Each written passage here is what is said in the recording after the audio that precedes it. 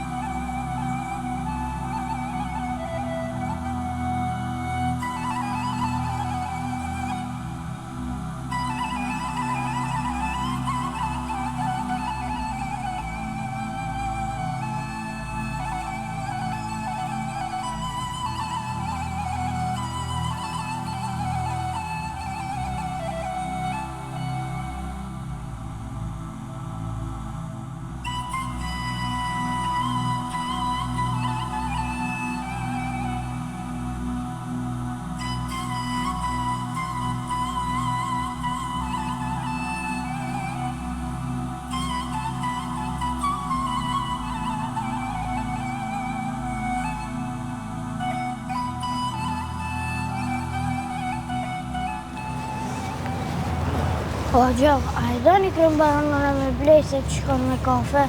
Jo, Mazë, nuk duhe. Nuk duhe, farindet. Blej njëse sës, heqë së nuk kumë shqitë. O, Ljo, qka bu. Hesë. S'ka në kohë se one duhet me shqitë. Ani, s'ka lidhe. Ullët i të unë. Unë kam e ti marrë kretë, kam se edhe më duhen të shpia ti qëj. Hesë të, ullët. Ullët të unë. Ullë, Mazë. A ki hangër bukë? Apo do më hangër të shka më hangër, Mazë? Ja se së më haut. Ani dhe merë, si më si hangër bukë, me di shka ha, Mazë. Nëj. Jo. Ti ki me hangër bukë, ta sham ki bo shoqë muhe. Unë kam e ti marrë kretë, ti ki me hangër bukë. Tamam? Ani. Edhe qashtu, ti buka s'ka mare.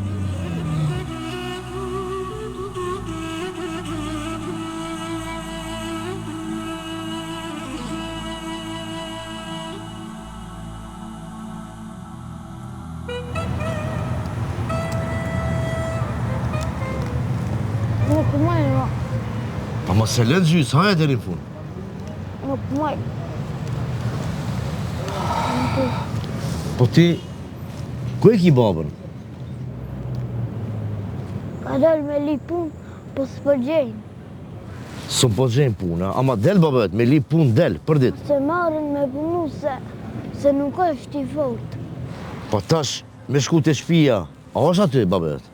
Se di, ma ty në kum dalë. Ti a vet del këtu pari, sa herë për dit, ha? Po, Ta ma mater, apo shkojna ne tash, deri te babet në shpi takshir me është aty, bashkojna. o, Ani. Ajde, o. Qu.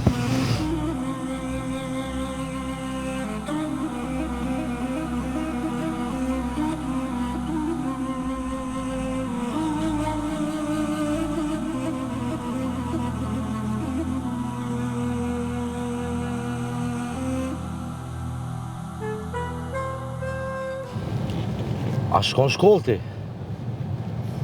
Shkoj para dite, mas dite shest. Pa, hiq nuk t'vjen ftofta? A ki ftofti kur? Kam pak ftofta, ma s'ka nona që ka me na dhanë me hangër bukë. Pisodit mos u mërzit. Se Agji s'kam ju lonë mo unë t'jove. Keni me pas çka me hangër episodet të tjera. Za kemi shi babin puna. Po, babës tanë kam i gjetë punë, edhe ma, s'kini me hekë më për bukë.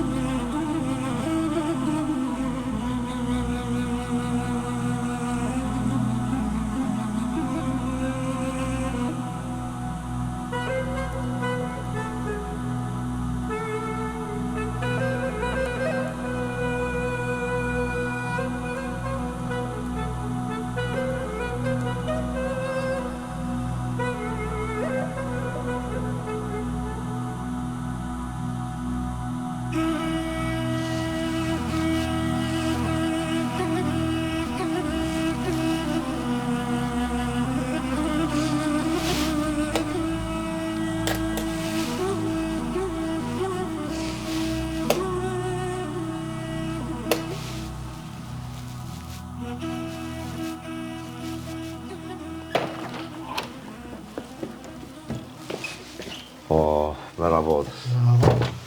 Hajde vërëm? Jo, nuk jam për Hajde një. në mrejna pa. Jo, nuk jam me i mrejna, po ti qyshe, a je mirë? Mirë, alhamdulillah për Zotit. Shnetin mirë e kena. Shykër. Po, e kështë një djartë mirë be, si lokom, mashallah. Po, vaj, i shumë fola, mës karanun e sa. Jo, po unë e pash, ishtë të shqitë në rrugëve e merë vallaj shumë keq. Po interesova dhe ku e ka shpijen e erdha bashkë të ti erdha. Ti asë nuk e njef, asë di kusha, të ka dhimë. Po para me nëve në si prind. A s'ki hiq rrugdalje tjetër e me shlu djarin ashtu me shqitin për rrugë? Jo, Allah.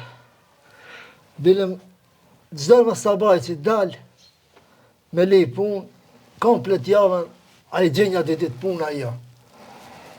Po shka me bose shkat, jes, bëllë zore kam, bëllë marën vend, po Zotit i mas miri.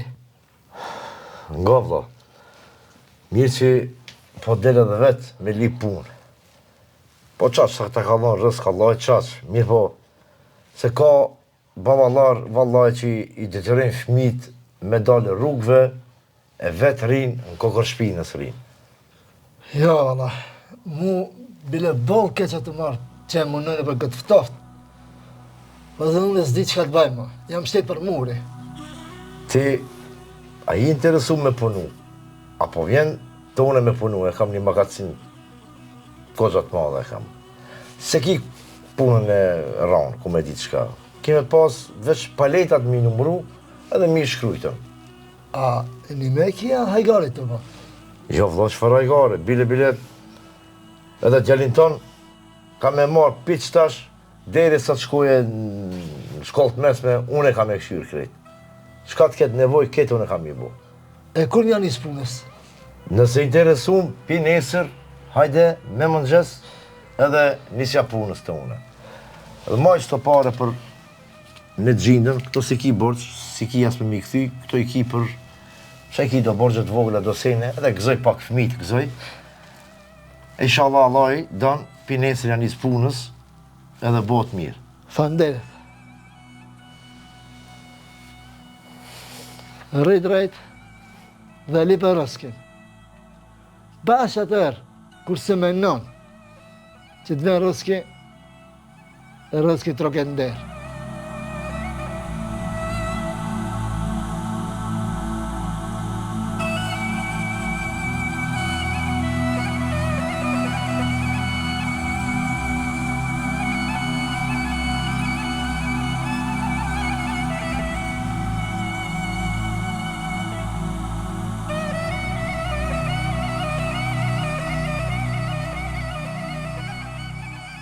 أعوذ بالله من الشيطان الرجيم بسم الله الرحمن الرحيم الحمد لله رب العالمين والصلاة والسلام على سيدنا محمد وعلى آله وصحبه أجمعين. Vetëm Allahun e falenderojmë dhe vetëm prej tij falje dhe ndihmë kërkojmë. Falënderimet dhe adhurimet janë vetëm për krijuesin e tokës dhe të qiellit, për sunduesin e universit, për të gjallën që nuk vdes kurrë. Paqja dhe selami qofshin mbi njeriu më të mirë që ka shkel mbi rrezullin toksor, mbi Muhammed Mustafan mbi familjen e tij të ndershme, mbi shokët e tij besnik dhe mbi të gjithë ata që e pasojnë dhe ndjekin rrugën e tij deri në ditën e gjykimit. Njeriu është qenie shoqërore, kështu që jeta e tij duhet të organizohet në raport me të tjerët. Prandaj dhe është udhëzuar që sipas ligjeve të shoqërisë dhe natyrës të krijojë marrëdhënie me të tjerët, ku në radhë të parë pas familjes të krijojë marrëdhënie të mira me gjithë shoqërinë pa marrë parasysh besimin, racën apo kombësinë e tyre. Marrëdhëniet e mira krijohen duke dhënë secili shembullin më të mirë ndaj tjetrit. E shembullin më të mirë se si duhet të sillen muslimanët në mesvete e gjejmë të shokët e profetit Muhammed sallallahu alaihi wasallam, ashtu siç i përshkruan Allahu në Kur'an ku thotë: Muhamedi është i dërguari i Allahut, e ata që janë me të janë të ashpër ndaj jo besimtarëve e janë të mëshirshëm në mesvete. Në legjislacionin islam një rëndësi shumë e veçantë është kushtuar detyrave që ka muslimani ndaj fëmijët, ashtu siç ceket në këtë hadith të profetit Muhammed sallallahu alaihi wasallam. Ai që beson Allahun dhe ditën e gjykimit, le të kujdeset për fëmijën e tij e le t'i bëjë mirë atij. Dietarët islam që janë marrë me studimin e etikës moralit kanë përmendur një numër të madh obligimesh që ka muslimani kundrejt muslimanit tjetër. E ndër ata obligime, më rëndësishmja është kujdesi ndaj halleve dhe brengave të tij. Kur vëllau yt musliman ndodhet në vështirësi, të paraqesim gatishmërinë në çdo moment për t'i ndihmuar. Brenga e tij të bëhet brenga jote, sepse nëse sot ai ka nevojë për ndihmën tënde, nesër ti mund të kesh nevojë për ndihmën e tij. Detyrimet e muslimanit ndaj muslimanit janë urdhër nga Allahu subhanahu wa taala dhe Muhamedi alayhis salam, që janë dy prej burimeve kryesore të fesë islame. Jo rastësisht e thash në njëjas, sepse ne duke i ditur përgjegjësitë individuale e kemi më të lehtë të adaptohemi në një shoqëri muslimane. Muslimani ndaj muslimanit e ka obligim dashurinë e vllazërinë ndaj tij, mëshirën ndaj tij, ta ruaj gjakun dhe nderin e tij, të mos e përgojoj e të mos shpif për të. Në Kur'anin famëlar hasim obligime të shumta, individuale, shoqërore e kolektive që muslimanët duhet të kenë në mesvete. Ti bësh mirë dikujt nuk do të thotë se mirësia yte përfundon aty. Por, ti bësh mirë dikujt, t'ja largosh një breng dikujt, do të thotë se ti i ke bërë mirë vetes tënde, sepse prej shkaqeve që largojnë pikëllimin, shqetësimin, ankthin, prej të cilave njeriu mund të ketë jetë jo të lumtur, sado i pasur që të jetë, është bamirësia ndaj të tjerëve. Pra bamirësia ndaj të tjerëve, qoftë me fjalë apo vepër, është prej veprave të mira, për hir të të cilave Allahu do të largojë çdo shqetësim, ankth e mërzi, kështu njeriu do të jetë i lumtur dhe do të mund të shijojë mirësitë e pasurisë së tij, të cilat padyshim se janë prej begative të Allahut. Ashtu siç Allahu thot në Kur'an në surën Rahman, a ka shpërblim tjetër për të mirën veç të mirës? Në një hadith thuhet: kush ja largon një vështirësi besimtarit në këtë jetë, Allahu do t'ja largojë një vështirësi nga vështirësitë e ditës së gjykimit. Kush ja bën një lehtësim besimtarit, Allahu do t'ja lehtësojë këtë jetë dhe jetën tjetër. Kush ja mbulon një tëmet besimtarit, Allahu do t'ja mbulojë tëmetat në këtë jetë dhe në botën tjetër. Allahu është në ndihmë të robit të tij, përderisa robi është në ndihmë të vëllait të vet. Pra qartë nga hadithi kuptohet se çdo mirësi e bërë ndaj muslimanëve dhe të tjerëve sjell mirësitë e Allahut. Veprat e përmendura si largimi i vështirësive ndaj të tjerëve, lehtësimi i halleve të tyre, mbulimi i tëmetave të tyre shpërblehen me lumturinë e jetës tënde. Pra bamirësia ndaj të tjerëve sjell një jetë të lumtur. Kur njeriu ndihmon të tjerët për hir të Zotit, kjo është një mënyrë falënderimi ndaj Allahut për mirësitë që Allahu i ka dhënë atij. Ndërsa, kur njeriu bëhet koprac dhe mendon se gjithë ajo pasuri që ai posedon është vetëm merit e tij, atëherë Allahu largon mëshirën nga ai dhe ai vazhdimisht do të ndjej ankth, mërzi e shqetësim dhe asesi nuk mund të shijojë mirësitë e pasurisë së tij. Vazhdimisht kemi dëgjuar të themi se varfëria është sprop. E tillë është, por nuk mund të themi se pasuria nuk është sprop. Edhe pasuria është sprop, e sidomos në rastet kur bëhet shkak për të na larguar nga bindjet ndaj Allahut të lartmadhëruar. Ashtu siç Allahu thot në Kur'an: e sa i përket atij që jep, ruhet dhe vërteton bindshëm për më të mirën, ne do ta përgatisim atë për më të lehtën.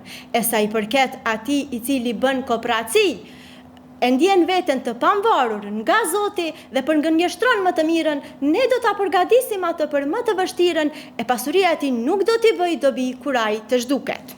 E nga ana tjetër, kur na ngushtohet jeta, kur na bëhet sprov rrezku, shpresat e Allahut nuk duhet të humbet asnjëherë. Të jesh i kënaqur me Allahun do të thotë të pranosh me bindje dhe kënaqësi e gjithë atë që Allahu ka caktuar për ty. Kjo nënkupton se muslimani me gjithë vështirësitë nga skamja dhe varfëria, madje edhe atëherë kur nuk shën ndonjë të ardhme të ndritshme për veten e tij, e gjithë këtë e pranon si caktim prej Allahut subhanahu wa taala. Kur muslimani në çdo gjendje i mbështetet Allahut, edhe atëherë kur e godasin vështirësitë dhe nuk gjen zgjidhje për problemet e tij, vetë mbështetja dhe pranimi i caktimit të Allahut e lehtëson gjendjen e tij, e udhëzon atë në lutje, të cilat bëhen shkak për zgjidhjen e problemeve të tij nga ai nuk e mendon fare. Ashtu siç thot Zoti në Kur'an, e kush e ka frikë Allahun, atij Allahu i hap rrugë dhe e furnizon atë nga ai nuk e pret fare. Dhe kështu, me durim dhe mbështetjen e Allahun subhanahu wa taala, pas gjendjes së rënduar, vjen një gjendje lehtësimi, ashtu siç thot Zoti në Kur'an në surën Shahr. Fa inna ma'al usri yusra, inna ma'al usri yusra. Me të vërtet pas vështirësisë vjen lehtësimi dhe me të vërtet pas vështirësisë vjen lehtësimi, inshallah.